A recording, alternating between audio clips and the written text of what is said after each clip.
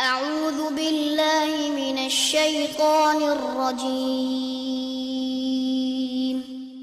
بسم الله الرحمن الرحيم الحمد للہ رب العالمین والصلاة والسلام علی نبینا محمد وعلی آلہ وصحبہ اجمعین، اما بعد۔ آج ہم ہیں کتاب الفوائد کے ساتھ، وہ کتاب جس کے مؤلف اور جس کے رائٹر ہیں امام ابن القیم رحمہ اللہ،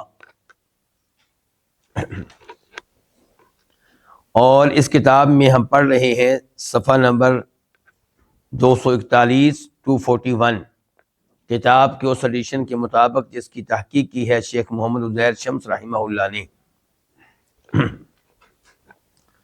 اور جس درس کا ہم آغاز کر چکے تھے گزشتہ ہفتے، وہ یہ تھا کہ اذا بلغ العبد اعطی عہدہ الذی عہدہ الیہ خالقہ ومالکہ، کہ جب بندہ بالغ ہو جائے، پہلے چھوٹا تھا اب کیا ہو گیا ہے، بالغ ہو گیا ہے، تو اس کو پھر وہ عہد ملتا ہے جس عہد پہ عمل کرنے کا حکم دیا ہے اس کے خالق نے اور اس کے مالک نے۔ اس عہد سے مراد کیا ہے؟ شریعت۔ اس عہد سے مراد کیا ہے؟ قرآن۔ تو امام صاحب نے کہا تھا کہ اگر بندہ یہ عہد لے، یہ شریعت لے، یہ قرآن لے، جوش کے ساتھ، قوت کے ساتھ، قبول کرنے کی نیت کے ساتھ اور اس پہ عمل کرنے کے عزم کے ساتھ، تو پھر انسان کو وہ مراتب ملتے ہیں، وہ مقام ملتا ہے جو ان لوگوں کو ملا کرتا ہے جو اللہ سے کیے گئے عہد کو پورا کریں۔ امام صاحب فرماتے ہیں، اور گزشتہ درس میں ہم یہ باتیں پڑھ چکے ہیں، کہ جب انسان عہد لیتے وقت پرجوش ہو اور یہ کہے کہ الحمدللہ میں اپنے رب کے عہد کے لائق ہو گیا ہوں، اس عمر کو پہنچ گیا ہوں کہ میرے اوپر میرے رب کے احکامات لاگو ہو سکیں، میرے رب کی شریعت میرے اوپر لاگو ہو سکے، تو مجھے چاہیے کہ میں اس کو قبول کروں، اس کو سمجھوں اور اس پہ عمل کروں۔ تو سب سے پہلے اس کو سمجھنے کی کوشش کرے اور پھر اپنے آپ کو آمادہ کرے اس بات پہ کہ میں نے اس پہ عمل کرنا ہے، اور پھر اس کے مخالف جو رسم و رواج ہیں ان کو میں نے چھوڑ دینا ہے۔ میں نے قرآن کے مقابلے میں، شریعت کے مقابلے میں اپنے شہر کی عادات کی پرواہ نہیں کرنی، اپنے خاندان کی عادات کی اور رسم و رواج کی پرواہ نہیں کرنی، تو پھر اللہ تعالیٰ اس کو بڑے فضائل دیتا ہے، بڑی شان دیتا ہے۔ اس کے بعد آج کا درس شروع ہوتا ہے۔ امام صاحب کہتے ہیں فَأَوَّلُ مَرَاتِبِ سَعَادَتِهِ، اس کی سعادت کے مراتب میں سے پہلا مرتبہ یہ ہے کہ ان تکون لہ اذن واعیہ، کہ اس کے پاس ایسے کان ہوں واعیہ جو اللہ تعالیٰ کے پیغام کو سمجھنے والے ہوں، سننے والے ہوں۔ واعیہ، وعائی کا معنی ہوتا ہے کسی چیز کو محفوظ کرنا، یاد کرنا، سمجھنا اور اس کی حقیقت تک پہنچنا۔ تو جب انسان کے پاس ایسے کان و واعیہ جو اللہ تعالیٰ کی بات کو سمجھنے والے ہوں، سننے والے ہوں، وقلب، اور ایسا دل ہو یعقل جو سمجھتا ہو، ما تعیہ الاذن، ان امور کو سمجھتا ہو جن امور کو اس کے کان سن چکے ہیں۔ فَإِذَا سَمِعَ، جب انسان سن لے، وعقل، اور سمجھ جائے۔ اچھا، سننا کس کو ہے، سمجھنا کس کو ہے؟ شریعت کو، قرآن کو، اللہ کے پیغام کو، اللہ کے عہد کو۔ جب انسان سن لے، وعقل، اور سمجھ جائے، وَاسْتَبَانَتْ لَهُ الْجَادَّةُ، الجادہ کسے کہتے ہیں؟ سیدھا راستہ، حق راستہ، اور اس کے لیے حق راستہ واضح ہو جائے۔ وَرَآ عَلَيْهَا تِلْكَ الْأَعْلَامِ، اور وہ اس راستے پہ دیکھ لے وہ نشانیاں، یعنی کہ وہ نشانیاں جن سے پتہ چلے کہ یہ حق راستہ ہے۔ وَرَآ، اور دیکھے، اکثر الناس، زیادہ تر لوگوں کو، منحرفین عنہا یمین و شمالا، کہ وہ اس سیدھے راستے سے ہٹے ہوئے ہیں دائیں اور بائیں۔ اللہ کا پیغام سن لیا، اللہ کا پیغام سمجھ لیا، اور سیدھا راستہ واضح ہو گیا، اور یہ بھی دیکھا کہ اکثر لوگ سیدھے راستے سے ہٹے ہوئے ہیں، بھٹکے ہوئے ہیں. فلازمہا، تو اس نے اس راستے کو لازم پکڑ لیا، اس راستے کے ساتھ چمٹ گیا، عہد کر لیا کہ میں نے سیدھے راستے سے ہٹنا نہیں ہے. یہ توحید کا راستہ، یہ نماز پڑھنے کا راستہ، یہ روزے رکھنے کا راستہ، یہ کبیرہ گناہوں سے دور رہنے کا راستہ، بدعات سے دور رہنے کا راستہ، میں نے اسی پہ رہنا ہے. وَلَمْ يَنْحَرِفْ مَعَ الْمُنْحَرِفِينَ، اور وہ اس راستے سے ہٹنے والوں کے ساتھ ہٹا نہیں. اس راستے سے ہٹنے والے وہ الذین کان سبب انحرافہم، جن کے اس راستے سے ہٹنے کا سبب کیا ہے؟ نمبر 1، عدم قبول العہد، اللہ کے عہد کو قبول نہ کرنا. تو اللہ کے سیدھے راستے سے ہٹنے کا پہلا سبب کیا ہوا کرتا ہے؟ اللہ کے عہد کو قبول ہی نہ کرنا، قرآن کو قبول ہی نہ کرنا، شریعت کو قبول ہی نہ کرنا، نہ ماننا، نہ تسلیم کرنا. او قبلوہ، یا انحراف کا سبب کیا ہوتا ہے کہ انہوں نے اس کو قبول کیا، کس کو؟ اللہ کے عہد کو، اللہ کے قرآن کو، اللہ کی شریعت کو، لیکن کیسے قبول کیا؟ بکرہن، ناپسندیدگی کے ساتھ.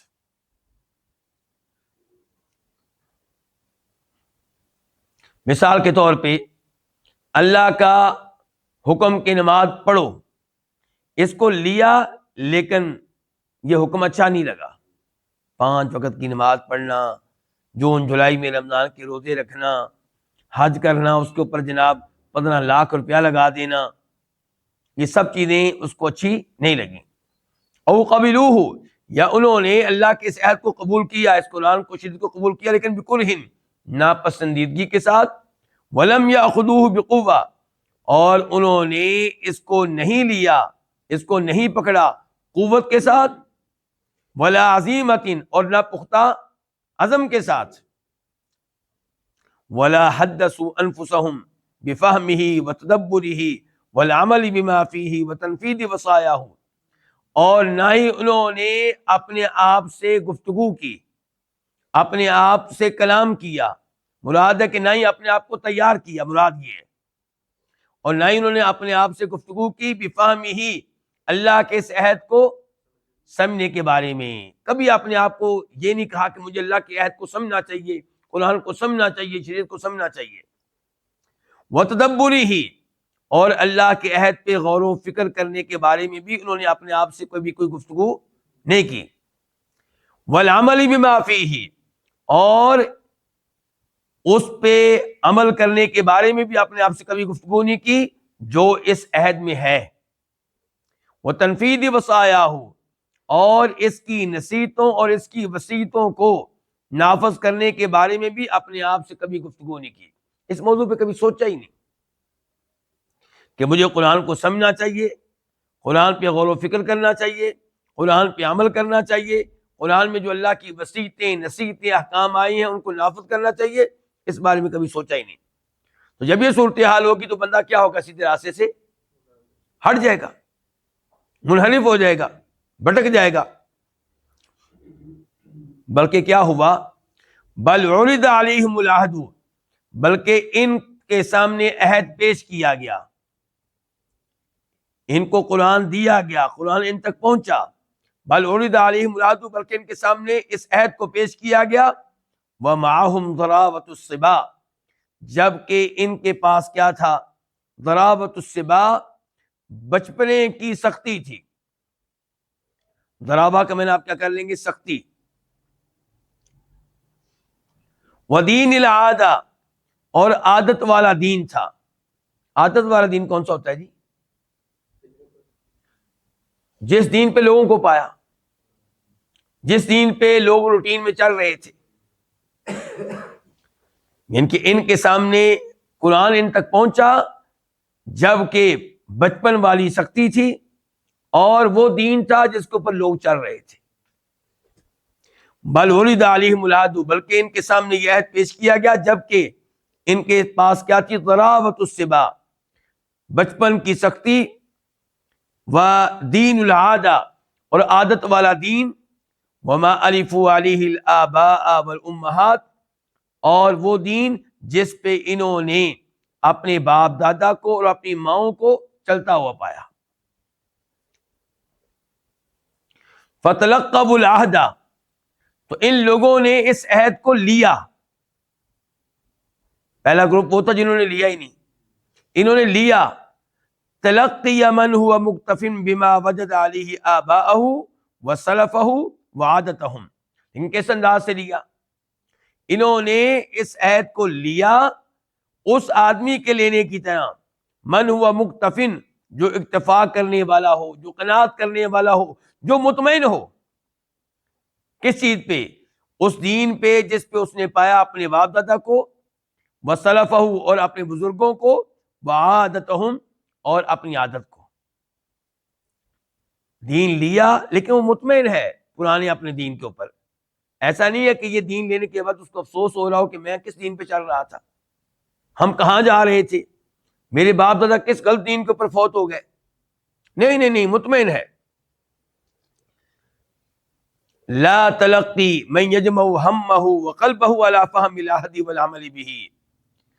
اس نے لا تلقی نہیں لیا، اس نے نہیں لیا، نہیں حاصل کیا اس عہد کو، اس شریعت کو، اس قرآن کو اس آدمی کی طرح، اس آدمی کے لینے کی طرح، من یجمع ہمہ وقلبہ، جو اپنی فکر، ہمہ اپنی فکر، اپنی ٹینشن، جو اپنی فکر اور اپنے دل کو ایک کر دیتا ہے، علی فہم العہد، اس عہد کو سمجھنے کے لیے، والعمل بہ اور اس پہ عمل کرنے کے لیے.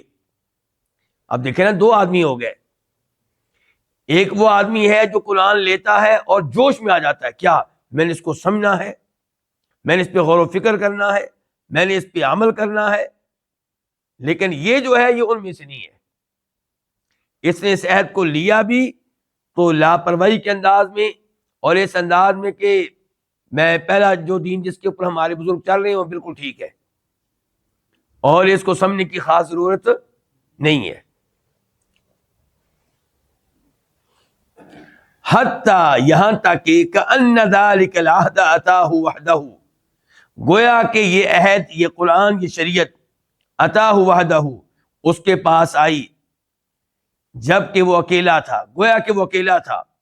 وقیل لہ، اور اس سے کہا گیا تأمل ما فیہ، غور و فکر کر جو اس عہد میں ہے، اس قرآن میں ہے، شریعت میں ہے. ثم اعمل بموجبہ، پھر اس کے تقاضوں کے مطابق عمل کر. فَإِذَا لَمْ يَتَلَقَّ عَهْدَهُ هَذَا التَّلَقِّ، جب وہ نہیں لے گا اس عہد کو اس انداز سے لینا، تو اب کیا ہوگا؟ اخلدا، وہ مائل ہو جائے گا، الی سیرۃ القرابۃ، اپنے رشتہ داروں کے طریقے کی طرف. وما استمرت علیہ عادت اہلہ واصحابہ وجیرانہ واہل بلدہ، اور میل ہو جائے گا اس دین کی طرف جس پہ قائم ہے اس کے گھر والوں کی عادت، اس کے ساتھیوں کی عادت، اس کے پڑوسیوں کی عادت اور اس کے شہر والوں کی عادت. اب یہ اسی دین پہ چلتا رہے گا. فَإِنْ عَلَتْ ہمتہ، اگر اس کی ہمت بلند ہوئی، اگر اس کی ہمت بلند ہوئی، اس کا عزم بلند ہوا، تو اخلد الی ما علیہ سلفہ، تو یہ مائل ہو جائے گا اس دین کی طرف جس پہ اس کے بزرگ تھے. ومن تقدمہ، اور وہ لوگ تھے جو اس سے پہلے گزر چکے. من غیر التفات، جبکہ یہ کوئی التفات نہیں کرے گا، کوئی توجہ نہیں کرے گا. الی تدبر العہد وفہمہ، اللہ کی طرف سے آنے والے اس عہد کے اوپر غور و فکر کرنے کی طرف اور اس کو سمجھنے کی طرف. فراضی علی نفسہ، تو یہ اپنے لیے مطمئن ہوگا اس بات پہ، ان یکون دینہ دین العادہ، کہ اس کا دین وہی دین رہے جو عادت کا دین ہے، جس کے اوپر اس کے دائیں بائیں لوگ چل رہے ہیں، اس کے رشتے دار چل رہے ہیں، اس کے پڑوسی چل رہے ہیں، اس کے دوست چل رہے ہیں. فَإِذَا شَامَهُ الشَّيْطَانُ، تو جب شیطان جو ہے اس کا اندازہ کرے گا، ورآ، اور وہ شیطان دیکھے گا، ورآ ھذا مبلغ ہمتہ وعزیمتہ، شیطان دیکھے گا کہ اس کی ہمت اور اس کے عزم کی یہ انتہا ہے، اس کا عزم اتنا کو ہے کہ بس جی میں نے اسی پہ رہنا جس پہ میرے دوست ہیں، اسی دین پہ رہنا جس پہ میرے محلہ دار ہیں، اسی دین پہ رہنا جس پہ میرے رشتے دار ہیں. تو پھر شیطان کیا کرے گا؟ رماہ، شیطان اس کو مبتلا کر دے گا بالعصبیت والحمیت، عصبیت تعصب، شیطان اس کو تعصب میں مبتلا کر دے گا اور بے جا حمایت میں مبتلا کر دے گا۔ کس چیز کی بے جا حمایت؟ للآباء وسلفہ، اپنی باپ دادا کی اور اپنے بزرگوں کی۔ وزین لہ، اور شیطان اس کے لیے خوشنما بنا دے گا کس بات کو؟ اس بات کو کہ ان ھذا ھو الحق، کہ یہی حق ہے۔ یہی کیا؟ وہ دین جس کے اوپر باپ دادا چل رہے ہیں، جس کے اوپر استدلال چل رہی ہیں۔ وما خالفہ باطل، اور ہر وہ چیز جو باپ دادا کے دین کے مخالف ہے وہ کیا ہے؟ وہ باطل ہے۔ چنانچہ اس کے نتیجے میں کیا ہوگا؟ شرک کو اچھا سمجھے گا اور توحید کو برا سمجھے گا، توحید اور اہل توحید کا مذاق اڑائے گا، اور قبر پرستی پہ مطمئن رہے گا، قبروں کے طواف پہ مطمئن رہے گا، قبر والوں کے نام پہ بکرے ذبح کرنا اس پہ مطمئن رہے گا، قبر والوں سے دعائیں کرنا اس پہ مطمئن رہے گا، بدعات پہ مطمئن رہے گا، سنت سے بھاگے گا۔ وَمَثَّلَ الْهُدَىٰ فِي صُورَةِ الضَّلَالِ، اور شیطان اس کے لیے پیش کرے گا الہدا، ہدایت کو، فی صورت الضلال، گمراہی کی شکل میں۔ شیطان اس کے سامنے ہدایت کو پیش کرے گا کس شکل میں؟ یعنی کہ توحید کو گمراہی سمجھے گا، سنت کو گمراہی سمجھے گا، حق کو گمراہی سمجھے گا۔ والضلال فی صورت الہدا، اور شیطان پیش کرے گا اس کے سامنے گمراہی کو ہدایت کی شکل میں۔ شرک اسے اچھا لگے گا، بدعات اسے اچھی لگیں گی۔ ایسا کیوں ہوگا؟ بتلک العصبیۃ والحمیۃ التی اسست علی غیر علم، اس تعصب کی وجہ سے اور اس ضد کی وجہ سے، التی اسست، جس کی بنیاد رکھی گئی ہے علم پہ نہیں بلکہ جہالت پہ۔ فرضاہ، تو اس کا اطمینان اس بات میں ہے، اس آدمی کا اطمینان اور اس کی خوشی اس بات میں ہے، ان یکون مع عشیرتہ وقومہ، کہ وہ ہو اپنے خاندان کے ساتھ اور اپنی قوم کے ساتھ مطمئن ہے کہ میں وہی کر رہا ہوں جو میری قوم کر رہی ہے، میں وہی کر رہا ہوں جو میرے باپ دادا کر رہے ہیں، وہ اس کے اوپر بڑا مطمئن ہے۔ لہو ما لہم وعلیہ ما علیہم، اس کو وہ ملے گا جو ان کو ملے گا، اور اس کے اوپر وہی وبال ہوگا جو ان پہ ہوگا، اس کے اوپر وہی گناہ ہوگا جو ان پہ ہوگا۔ فخذل عن الہدا، چنانچہ اس آدمی کو ہدایت سے محروم کر دیا جائے گا۔ وَوَلَّاهُ اللَّهُ مَا تَوَلَّى، اور اللہ اس کو اس جانب پھیر دیں گے جس طرف یہ پھر رہا ہے، جا رہا ہے۔ اللہ بھی اس کو پھر شرک کی طرف جانے دیں گے، اللہ اس کو بدعات کی طرف جانے دیں گے، کیونکہ جب حق آیا اس نے قبول نہیں کیا، توحید آئی اس نے نہیں مانی، سنت آئی اس نے تسلیم نہیں کیا، اس نے گمراہی کا راستہ اختیار کیا، اپنے باپ دادا کے نقش قدم پہ چلتے ہوئے، ان کے تعصب میں، ان کی بے جا حمایت میں۔ اللہ نے بھی اس کی مدد نہیں کی، اس کو بھی یار و مددگار چھوڑ دیا۔ اب اللہ اس کو جانے دے رہا ہے جدھر وہ جا رہا ہے۔ پھر صورتحال کیا ہو جائے گی؟ فَلَوْ جَاءَهُ كُلُّ هُدًى يُخَالِفُ قَوْمَهُ وَعَشِيرَتَهُ لَمْ يَرَهُ إِلَّا ضَلَالًا، اگر اس کے پاس ہر وہ ہدایت آئے جو اس کی قوم کے برخلاف ہو، اس کے خاندان کے برخلاف ہو، لم یرہ، وہ اس ہدایت کو نہیں خیال کرے گا مگر کیا؟ گمراہی۔ جب باپ دادا کے دین پہ اس نے چلنا اپنا یہ ہدف بنا لیا ہے، اب جو بھی ہدایت آئے اور وہ ہدایت اس کی قوم کے طریقے کے خلاف ہو، اس کے خاندان کے طریقے کے خلاف ہو، تو وہ اس کو کیا خیال کرے گا؟ گمراہی۔ گویا کہ توحید کو گمراہی خیال کرے گا اور سنت پہ چلنے کو گمراہی خیال کرے گا۔ آج کے زمانے کی مثالیں لیں تو رفع الیدین کو کیا خیال کرے گا؟ نماز میں رفع الیدین کرنے کو کیا خیال کرے گا؟ گمراہی۔ اور ایسے ہی کچی قبریں بنانا، قبروں پہ چادریں نہ چڑھانا، اس چیز کو گستاخی اور گمراہی خیال کرے گا۔ توحید بیان کرنا اور یہ کہنا کہ اللہ کے علاوہ کوئی مشکل کشا نہیں، حاجت روا نہیں، اس کو وہ غلط سمجھے گا۔ صرف یا رسول اللہ مدد، نعرہ یا رسول اللہ مدد کا نعرہ لگانا اور آگے یہ نہ کہنا کہ یا رسول اللہ مدد، یا علی مدد، اس کو گمراہی خیال کرے گا وہ۔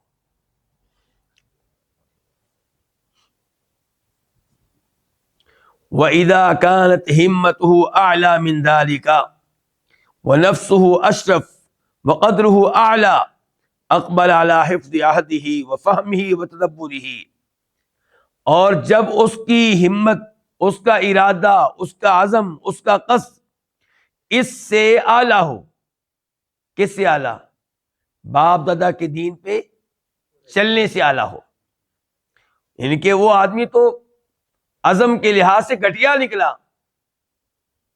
عزم کے لحاظ سے، قصد کے لحاظ سے، ارادے کے لحاظ سے گھٹیا نکلا، جو کہتا ہے بس جو باپ دادا نے کیا وہی ٹھیک ہے. تو بلند عزم کون ہوا، اعلیٰ ہمت والا کون ہوا؟ جو کہتا ہے نہیں میں نے حق پہ چلنا ہے، میں نے قرآن پہ چلنا ہے، میں نے شریعت پہ چلنا ہے، میں نے یہ پرواہ نہیں کرنی کہ باپ دادا کیا کر رہے تھے.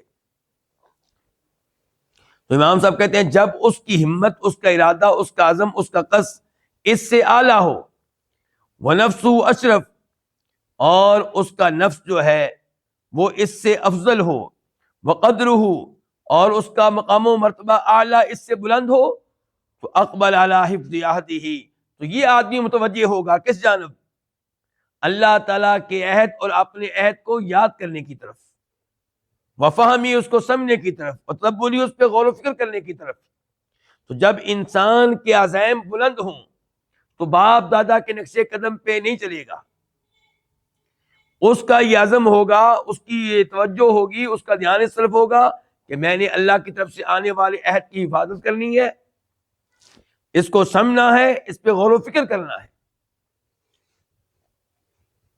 وعلم، اور یہ آدمی جان لے گا، ان لصاحب العہد شأنا لیس کشأن غیرہ، کہ اس عہد والے کے لیے، اس عہد والے کی ایسی شان ہے جو کسی اور کی شان کی طرح نہیں ہے. یہ کون عہد والا؟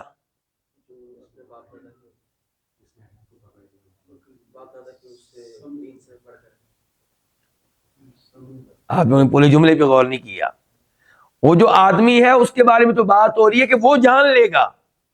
وعلم، اور یہ آدمی جان لے گا، ان لصاحب العہد، کہ اس عہد والے کی وہ شان ہے جو کسی اور کی شان کی طرح نہیں ہے. تو اس کا ایک مطلب یہ ہو سکتا ہے عہد والا یعنی کہ نازل کرنے والا، اس عہد کو نازل کرنے والا وہ کون ہے؟ اللہ تعالیٰ. یہ آدمی جان لے گا کہ اس عہد کو نازل کرنے والا، اس کی جو شان ہے وہ دوسروں کی شان سے بلند ہے. اور دوسرا مطلب اس کا یہ ہو سکتا ہے کہ یہ خود جان لے گا کہ جو اس عہد کو پکڑ لے اور اس پہ عمل پیدا ہو جائے، اس کا وہ مقام ہے جو اس آدمی کا مقام نہیں ہے جو اس عہد کو نہ پکڑے اور اس پہ عمل نہ کرے.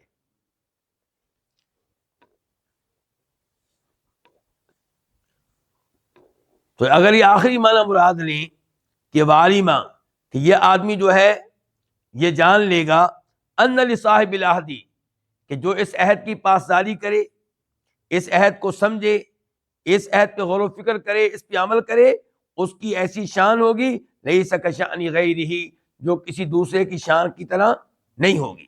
یعنی کہ اس کی شان بڑی بلند ہوگی، یہ اللہ کا بڑا پیارا ہوگا. تو پھر کیا ہوگا؟ فأخذ نفسہ بمعرفتہ من نفس العہد، من نفس العہد، اس عہد سے، خود اس عہد سے، خود اس قرآن سے یہ اللہ تعالیٰ کی پہچان شروع کر دے گا. اس عہد کے ذریعے یہ پہچان شروع کر دے گا کس کی؟ اللہ کی. اللہ کو پہچاننا شروع کر دے گا اس قرآن کے ذریعے. یعنی کہ یہ کہے گا کہ میں نے اس قرآن کے ذریعے اپنے رب کو جاننا ہے، میں نے اس قرآن کے ذریعے اپنے رب تک پہنچنا ہے. میرے رب کون ہے یہ میں معلوم کروں گا اسی قرآن سے. فَوَجَدَهُ قَدْ تَعَرَّفَ إِلَيْهِ، تو یہ آدمی جو ہے اپنے رب کو پائے گا کہ وہ اس کے ہاں متعارف ہو چکا ہوگا، یعنی کہ اس کی معرفت اس کو حاصل ہو چکی ہوگی. وَعَرَّفَهُ نَفْسَهُ، اور یہ عہد، یہ قرآن، عرفہ اس کو متعارف کرائے گا، اس کو پہچان کرائے گا کس کی؟ نفسہ، اللہ کی ذات کی. یہ قرآن اس آدمی کو متعارف کرائے گا کس سے؟ اللہ تعالیٰ کی ذات سے. وہ صفاتی، اور اس کی صفات سے۔ اس قرآن کے ذریعے اس کو پتا چلے گا کہ اللہ کی ایک صفت یہ ہے کہ اللہ تعالیٰ کئی لوگوں سے محبت کرتا ہے، اللہ کی صفت یہ ہے کہ اللہ تعالیٰ رحمت فرماتا ہے، ہر انسان پہ اللہ کی رحمت ہو رہی ہے، ہر جانور پہ، ہر پرندے پہ اللہ کی رحمت ہو رہی ہے۔ اس کو پتہ چلے گا اللہ کی صفت یہ ہے کہ اللہ تعالیٰ توبہ کرنے والوں کو معاف کر دیتا ہے۔ وَأَسْمَاءَهُ، اور یہ عہد اس کو پہچان کرائے گا اسماء اللہ تعالیٰ کے ناموں کی۔ قرآن کے ذریعے اس کو اللہ کے ناموں کا پتہ چلے گا۔ جب پڑھے گا بسم اللہ الرحمن الرحیم، پتہ چلے گا اللہ کا ایک نام ہے الرحمن اور ایک اللہ کا نام کیا ہے الرحیم۔ پھر پڑھے گا قرآن میں ان اللہ علی کل شیء قدیر، پڑھے گا وہو القادر، اس کو پتہ چلے گا اللہ کا ایک نام ہے القادر، اللہ کا ایک نام کیا القدیر۔ پھر مختلف آیات کے آخر میں پڑھے گا وہو السمیع البصیر، تو اس کو پتہ چلے گا کہ اللہ کا ایک نام السمیع ہے، خوب سننے والا، ہر بات کو سننے والا، اور اللہ کا ایک نام البصیر، ہر ایک کو دیکھنے والا۔ وَأَفْعَالَهُ، اور اس کو پتہ چلے گا قرآن کے ذریعے اللہ تعالیٰ کے افعال کا، اللہ کیا کرتا ہے۔ وَأَحْكَامَهُ، اور اس کو پتہ چلے گا اللہ تعالیٰ کے احکام کا، اللہ کیا حکم دیتا ہے۔ قرآن کے ذریعے پتہ چلتا ہے نا کہ اللہ کیا حکم دیتا ہے، کیوں جی نذیر صاحب، کیا پتہ چلتا ہے اللہ تعالیٰ کیا حکم دیتا ہے؟ مثال کے طور پہ اللہ نماز پڑھنے کا حکم دیتا ہے، اللہ روزہ رکھنے کا حکم دیتا ہے، اللہ تعالیٰ حج کرنے کا حکم دیتا ہے، تو یہ اس عہد کے ذریعے پتہ چلے گا۔ فَعَرَفَ مِن ذَلِكَ الْعَهْدِ، چنانچہ یہ بندہ اس عہد سے پہچانے گا، اس عہد سے، کس عہد سے؟ اس قرآن سے، اس شریعت سے، تو یہ اس عہد سے پہچانے گا کیا؟ قیومن، قیوم کو، قیوم کون؟ اللہ تعالی۔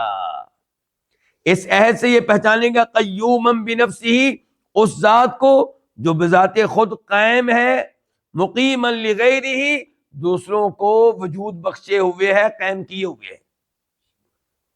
جب یہ پڑھے گا آیت الکرسی، اللہ لا الہ الا هو الحی القیوم، تو القیوم سے اس کو پتا چلے گا کہ اللہ تعالیٰ خود قائم ہے، موجود ہے، کب سے ہے؟ ہمیشہ سے، ہمیشہ تک، اور دوسرے جب تک موجود ہیں وہ اللہ تعالیٰ کے وجہ سے موجود ہے۔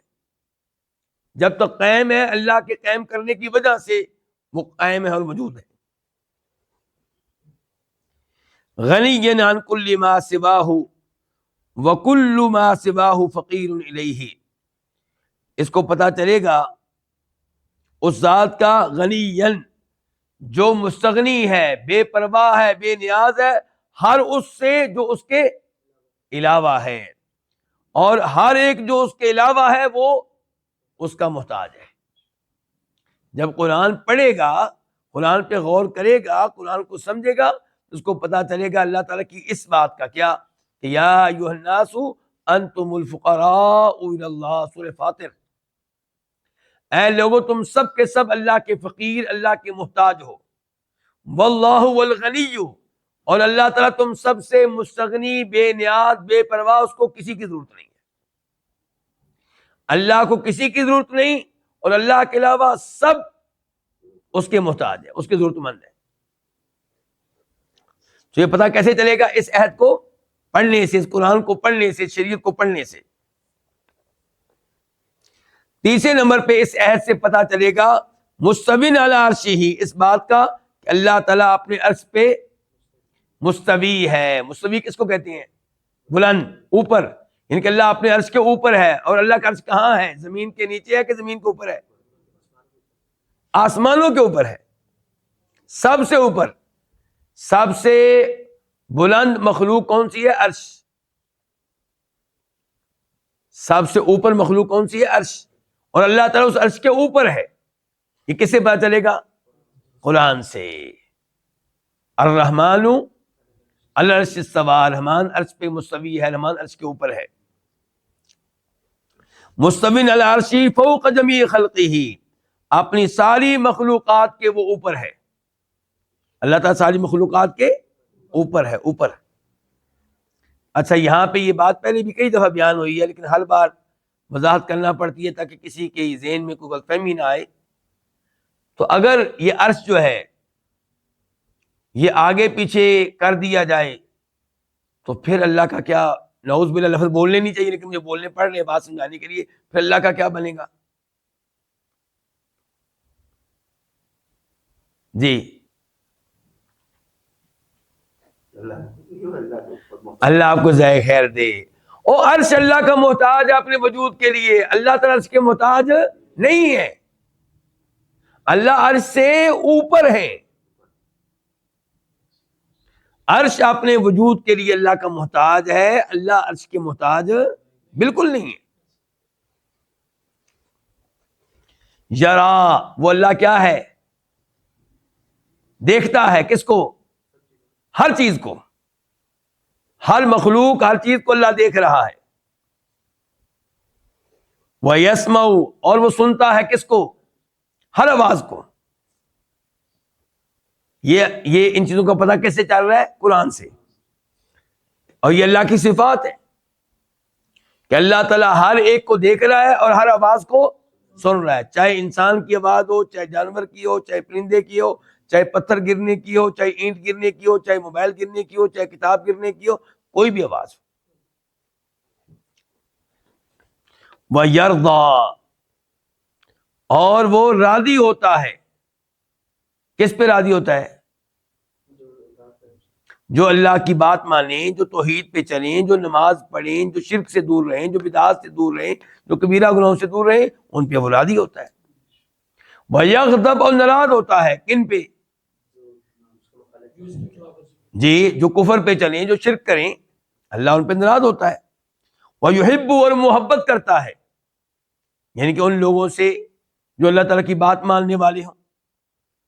وَيُبْغِضُ، اور وہ نفرت کرتا ہے، ناپسند کرتا ہے ان لوگوں کو جو شرک کرنے والے ہوں، نبیوں کا مذاق اڑانے والے ہوں۔ وَيُدَبِّرُ أَمْرَ مَمْلَكَتِهِ وَهُوَ فَوْقَ عَرْشِهِ، اور وہ اپنی سلطنت کے امور کی تدبیر کرتا ہے جبکہ وہ اپنے عرش کے اوپر ہے، یعنی کہ اوپر ہونے کے باوجود اللہ تعالیٰ پوری کائنات کے نظام کو چلا رہا ہے۔ آج میں یہاں پہ درس دے رہا ہوں، اس درس کے پیچھے کیا ہے؟ اللہ کی تدبیر۔ اللہ نہ چاہے تو یہ درس نہیں ہو سکتا۔ ہم نیچے سے اوپر چڑھ کر آئے ہیں اور بیٹھے ہیں یہاں پہ، اس کے پیچھے کیا اللہ کی تدبیر؟ اللہ نہ چاہے تو ہم اوپر چڑھ ہی نہیں سکتے۔ تو اللہ عرش کے اوپر ہونے کے باوجود پوری سلطنت، پوری کائنات کے امور کی تدبیر کرتا ہے۔ وَمَن يُدَبِّرُ الْأَمْرَ، جیسا کہ اللہ نے کہا ان سے پوچھئے جو میرے ساتھ اوروں کو شریک کرتے ہیں کہ پوری کائنات کے امور کی، تمام لوگوں کے امور کی تدبیر کرنے والا کون ہے؟ جواب یہ کہ اللہ۔ آپ نے دوپہر کا کھانا کھایا تھا، کس نے دیا؟ اللہ نے۔ آپ کو تو پتا بھی نہیں تھا کہ آج آپ نے کھانا کیا کھانا، اللہ کو پتا تھا۔ اس کی تدبیر اللہ نے کی ہے، تو بندوبست اللہ نے کیا ہے۔ جو کھانا آپ نے کھایا، جو چاول آپ نے کھائے، رائس کھائے یا روٹی کھائی، وہ آپ کو پتہ ہی نہیں چاول کہاں سے چلے تھے، کس کسان نے بوئے تھے، کس شہر سے چلے ہیں اور آپ کے پاس پہنچے ہیں۔ آپ کو پتہ ہی نہیں جو روٹی آپ نے کھائی ہے وہ گندم کہاں سے چلی ہے، کس کسان کی محنت ہے، اس شہر سے چل کر کیسے آپ کے شہر میں آئی ہے۔ یہ سارے، جو بیوی آپ کو ملی ہے وہ کس نے دی ہے؟ اللہ نے۔ جو اولاد آپ کو ملی کس نے دی ہے؟ اللہ نے۔ جو کپڑے آپ پہنتے ہیں گرمی کے، سردی کے، اس کی تدبیر کون کرتا ہے؟ اللہ کرتا ہے۔ متکلم، وہ کلام کرنے والا ہے، وہ اللہ کیا ہے؟ کلام کرنے والا۔ کلام کرنا اس کی صفت ہے، چنانچہ قرآن اللہ کا کیا ہے؟ کلام ہے۔ آمر، وہ حکم دینے والا ہے، کئی امور کا حکم دیتا ہے۔ ناہن، وہ روکنے والا، منع کرنے والا، کئی امور سے منع کرتا ہے۔ نماز کا حکم دیا، روزے رکھنے کا حکم دیا، حج کرنے کا حکم دیا، زکوٰۃ ادا کرنے کا حکم دیا، والدین کی بات ماننے کا حکم دیا، اور منع کیا شراب پینے سے، سود لینے سے، جوا کھیلنے سے، بدکاری کرنے سے، یتیموں کا مال کھانے سے، جادو کرنے سے، شرک کرنے سے، بدعات سے، منع کرنے والا ہے۔ یرسل رسلہ الی اقطار مملکتہ بکلامہ الذی یسمع من یشاء من خلقہ، وہ اپنے رسول بھیجتا ہے، اپنے رسول بھیجتا ہے کہاں؟ اپنی سلطنت کی مختلف جوانب کی طرف. اقطار جوانب، قطر کی جمع، قطر جانب، سائڈ، جہت، کونا. تو وہ اپنی سلطنت کے مختلف جوانب کی طرف، مختلف کونوں کی طرف اپنے رسول بھیجتا ہے، بکلام ہی، اپنے اس کلام کے ساتھ، الذی یسمع من یشاء من خلقہ، جو وہ سناتا ہے اپنی مخلوق میں سے جس کو چاہتا ہے. چنانچہ ہمارے رسول کو جو آخری رسول ہیں علیہ الصلوۃ والسلام، انہیں بھیجا ہے اپنے اس کلام کے ساتھ جس کا نام کیا ہے؟ قرآن. وَأَنَّهُ قَائِمٌ بِالْقِسْطِ، اور یہ رب جو ہے یہ قائم کرنے والا ہے بالقسط، کس کو؟ عدل و انصاف کو. عدل و انصاف پہ قائم ہے، عدل و انصاف کو قائم کرنے والا ہے، خود عدل و انصاف کرتا ہے اور عدل و انصاف کرنے کا حکم دیتا ہے.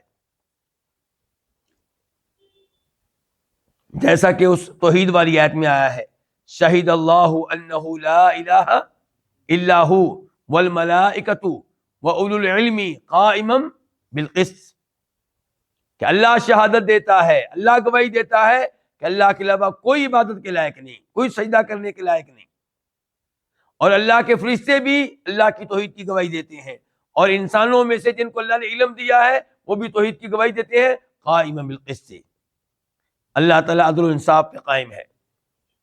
مجازم بالاحسان والاساءہ، وہ نیکیاں کرنے کی، اچھائی کرنے کی اور برائی کرنے کی جزا دینے والا ہے. مالک یوم الدین، یوم جزا کا مالک ہے. تو مجازن، وہ جزا دینے والا ہے، بدلہ دے گا. بالاحسانی، اچھائیاں کرنے پہ، نیکیاں کرنے پہ اچھا بدلہ دے گا. والاساءہ، اور برائیاں کرنے پہ برا بدلہ دے گا. وَأَنَّهُ حَلِيمٌ، اور یقیناً وہ بردبار ہے. اللہ تعالیٰ کیا ہے؟ بردبار ہے. اللہ کی بردباری کی ایک مثال کیا ہے؟ میں اور آپ جو زندہ ہیں نا، اس کے پیچھے بھی اللہ تعالیٰ کا حلم ہے، بردباری ہے. ورنہ میں نے اور آپ نے اتنے اتنے گناہ کر رکھے ہیں کہ اللہ بردبار نہ ہو تو ہم اللہ میں فوراً ختم کر دیں، اسی وقت پکڑ لیں. اور کفار، ان کے معاملے میں اللہ کی بردباری ہمارے معاملے میں زیادہ واضح نظر آ رہی ہے. کفار کتنا بڑا شرک کر رہے ہیں، کتنا بڑا کفر کرتے ہیں، کیسے مذاق اڑاتے ہیں اللہ کے نبی کا علیہ السلام، کیسے مذاق اڑاتے ہیں اللہ تعالیٰ کا، کیسے کہتے ہیں اللہ ہے ہی نہیں.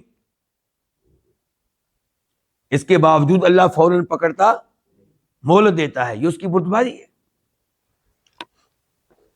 غفور، بہت بخشنے والا ہے. جتنے بھی گناہ کر لیں، بس موت آنے سے پہلے پہلے معافی مانگ لیں تو وہ بخشنے والا ہے. شکور، بہت قدردان ہے. کیا مطلب؟ جو بھی ہم نیکی کرتے ہیں وہ نیکی ضائع نہیں کرتا، اس کی قدر کرتا ہے، اس کا بدلہ دیتا ہے. بسا اوقات دنیا میں دیتا ہے، ورنہ آخرت میں ملے گا ان کو جو ایمان پہ ہوئے، جو توحید پہ ہوئے، جو درست عقیدے پہ ہوئے. اور جو غلط عقیدے پہ ہوئے ان کو آخرت میں کچھ نہیں ملے گا، لیکن یہ ممکن ہے کہ ان کو دنیا میں مل جائے. جواد، بڑی سخاوت کرنے والا ہے. تم نے اللہ کی سخاوت دیکھی ہے؟ اللہ کی سخاوت دیکھی کہ نہیں دیکھی؟ مجھے آپ کو جو رزق مل رہا ہے کیا اللہ کی سخاوت ہی تو ہے. مجھے اور آپ کو جو اولاد ملی ہے اللہ کی سخاوت ہی تو ہے. کون سے ہم نے پیسے دیے تھے؟ محسن، احسان کرنے والا ہے. موصوف بکل کمال، ہر کمال کے ساتھ وہ متصف ہے، ہر کمال اس میں موجود ہے. ہر وہ چیز جو خوبی ہے وہ اس میں ہے. مثال کے طور پہ جو معافی مانگے اس کو معاف کر دینا، جو توبہ کرے اس کی توبہ قبول کر لینا، رحم کرنا، فضل فرمانا، یہ سارے کمال اسی میں. منزہ عن کل عیب ونقص، ہر عیب اور ہر نقص سے وہ پاک ہے.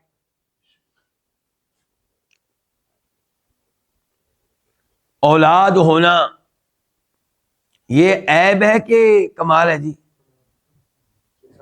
میرے لیے کمال ہے، اور یہ اس کا کمال ہونا یہ دلیل ہے کہ میں کمزور ہوں، اولاد کے بغیر میں کچھ بھی نہیں ہوں۔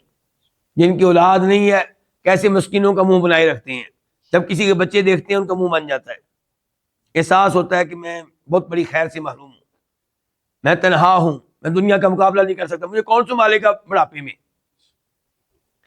جبکہ اللہ تعالیٰ چونکہ صاحب کمال ہیں، اللہ تعالیٰ اس لیے اولاد کے محتاج نہیں ہے، اللہ کی اولاد ہونا یہ عیب ہے، اور اللہ اس عیب سے پاک ہے۔ اللہ اس سے پاک ہے کہ اسے نیند آئے، لا تاخذہ سنۃ ولا، نہ نیند نہ اونگنا، وما مسنا من لغوب، نہ کسی قسم کی تھکاوٹ۔ اللہ ان تمام عیوب سے پاک ہے۔ وَأَنَّ، اور یہ چیزیں معلوم ہوتی ہیں کس کے ذریعے؟ اس عہد کے ذریعے، اس قرآن کے ذریعے، شریعت کے ذریعے۔ وَأَنَّهُ لَا مِثْلَ لَهُ، اور یہ کہ اس کا کوئی مثیل نہیں ہے، اس جیسا کوئی نہیں ہے، لَيْسَ كَمِثْلِهِ شَيْءٌ، اس کی مثل کوئی چیز نہیں ہے۔ وَيَشْهَدْ حِكْمَتَهُ فِي تَدْبِيرِ مَمْلَكَتِهِ، اور وہ مشاہدہ کرتا ہے، کون؟ نا، اس عہد کا مطالعہ کرنے والا، اس قرآن کا مطالعہ کرنے والا، اس قرآن کو پڑھنے والا، اس کو سمجھنے والا۔ وَيَشْهَدْ، اور وہ دیکھتا ہے، مشاہدہ کرتا ہے، حکمتہ، اللہ تعالیٰ کی حکمت اپنی سلطنت کی تدبیر کرنے میں، یعنی کہ جو قرآن پڑھتا ہے وہ دیکھتا ہے، اس کو یہ اس بات کا بھی احساس ہوتا ہے کہ اللہ تعالیٰ جس طرح کائنات کا نظام چلا رہا ہے، ہر چیز کے پیچھے اس کی کوئی نہ کوئی حکمت ہے، کوئی چیز بے حکمت نہیں ہے، بے مقصد نہیں ہے، بے فائدہ نہیں ہے، اللہ جو بھی کر رہا ہے اس کے پیچھے کوئی نہ کوئی حکمت ہے۔ وَكَيْفَ يُقَدِّرُ مَقَادِيرَهُ بِمَشِيئَةٍ غَيْرِ مُضَادَّةٍ لِعَدْلِهِ وَحِكْمَتِهِ، اور وہ انسان مشاہدہ کرتا ہے اس بات کا بھی کہ کیسے اللہ تعالیٰ مقرر کرتا ہے مقادیرہ، اپنی تقدیریں، اپنی مقداریں، بمشیۃ، ایسی مشیت کے ساتھ جو اللہ کے عدل و انصاف اور اس کی حکمت کے منافی نہیں ہے، اس کے برخلاف نہیں ہے۔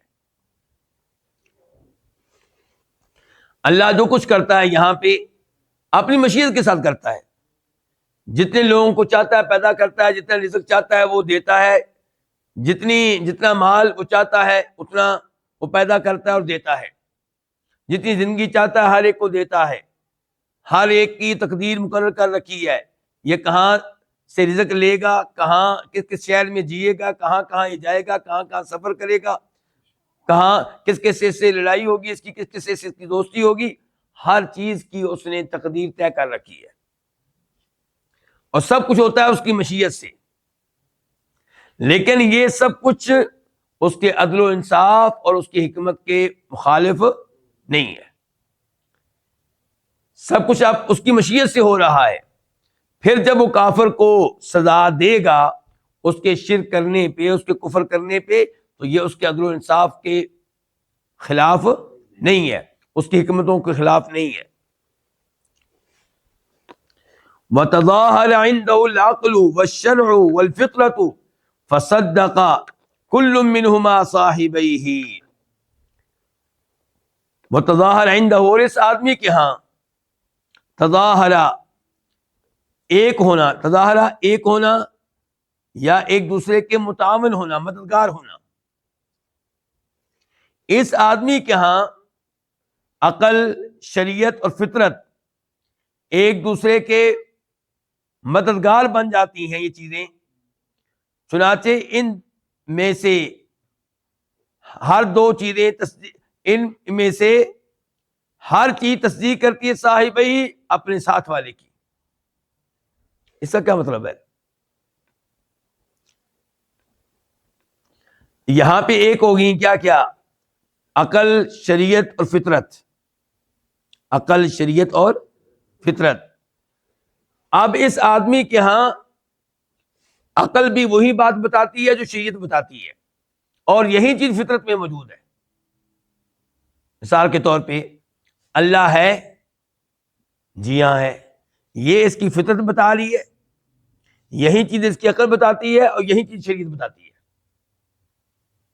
اس آدمی کو احساس ہوتا ہے کہ اللہ ہے، یہ جو اصول ہے، یہ جو ان کے یہ بات ہم جو کہتے ہیں کہ اللہ ہے، یہی چیز یہ آدمی سمجھتا ہے کہ مجھے معلوم ہو رہی ہے شریعت سے، اور یہی چیز معلوم ہو رہی ہے عقل سے، اور یہی چیز اللہ نے رکھ دی ہے فطرت میں۔ ایسے ہی دیگر کئی امور، تو یہ سمجھتا ہے کہ شریعت، عقل اور فطرت ایک چیز ہے، اور ان میں سے ہر چیز باقی دو چیزوں کی کیا کرتی ہے؟ تصدیق کرتی ہے۔ عقل نے بتایا کہ اللہ ہے، شریعت نے بھی بتایا اللہ ہے، فطرت نے بھی بتایا اللہ ہے۔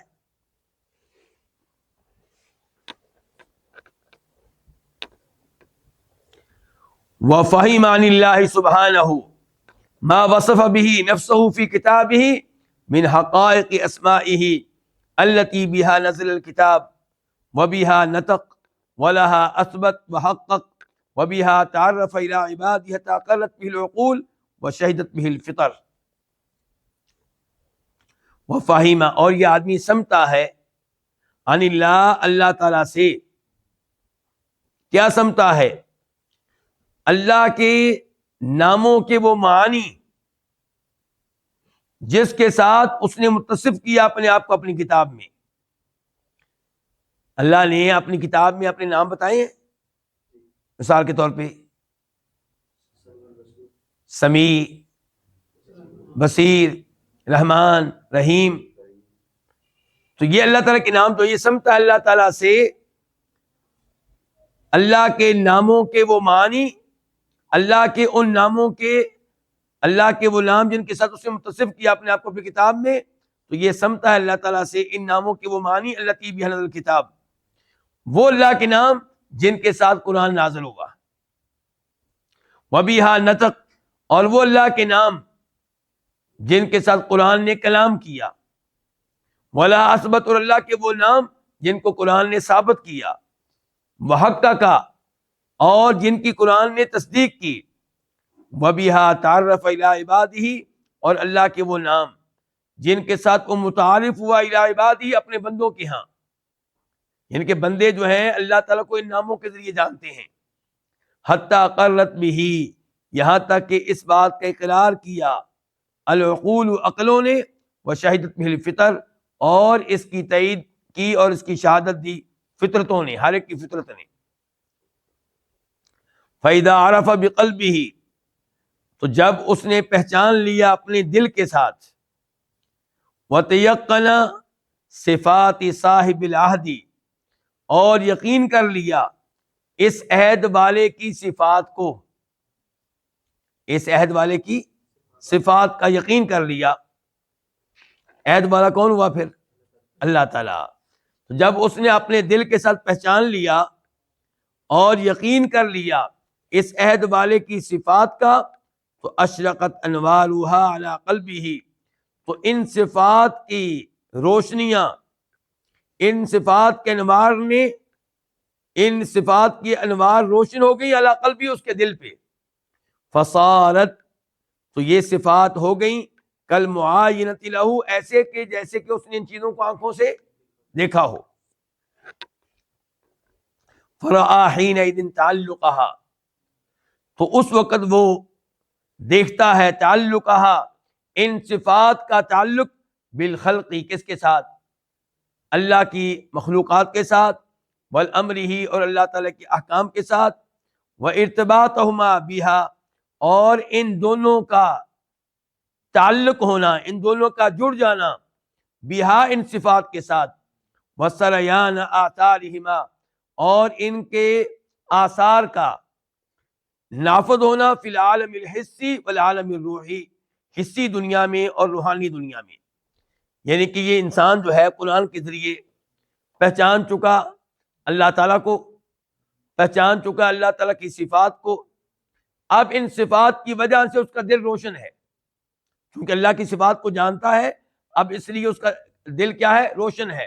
تو یہ صفات اس کے لیے واضح ہے، گویا کہ ان چیزوں کو اس نے اپنی آنکھوں سے دیکھ لیا ہے، پھر اس کو نظر آتا ہے ان صفات کا تعلق اللہ کی مخلوقات کے ساتھ، وہ دیکھتا رہتا ہے کہ کیسے کیسے مثال کے طور پہ اللہ کی رحمت ہوئی ہے فلاں بندے پہ، کیسے اللہ تعالیٰ نے فلاں بندے کی توبہ قبول کی ہے، وہ دیکھتا ہے کہ کیسے اللہ رب العزت نے فلاں بندے کے اوپر اپنا یہ انعام کیا ہے، تو اللہ تعالیٰ کی صفات اس کو نظر آتی ہیں، اللہ تعالیٰ کی صفات کا تعلق اس کو نظر آتا ہے اللہ کی مخلوقات کے ساتھ، تو پھر اللہ تعالیٰ کی صفات کے اثرات اسے نظر آتے ہیں اور وہ ان کا مشاہدہ کرتا ہے، اور یوں وہ اللہ کے قریب سے قریب تر ہوتا چلا جاتا ہے، اور اللہ کی معرفت جو اس کے دل میں ہے اس میں اضافہ ہوتا ہی چلا جاتا ہے۔ یہاں پہ آج کے درس کا اختتام کرتے ہیں اور اللہ سے دعا کرتے ہیں کہ اللہ تعالیٰ اس آیت پہ ہمیں غور و فکر کرنے کی توفیق دے۔ مراد کیا؟ قرآن، اس کو سمجھنے کی توفیق دے اور اس پہ عمل پیرا ہونے کی توفیق دے، اور اس قرآن کے ذریعے اللہ تعالیٰ میں اپنے نام اور اپنی صفات جاننے کی توفیق دے، اور اللہ کرے کہ ان صفات کے ذریعے ہمارا دل روشن ہو جائے۔ وصلی اللہ تعالی علی نبینا محمد وعلی آلہ وصحبہ اجمعین۔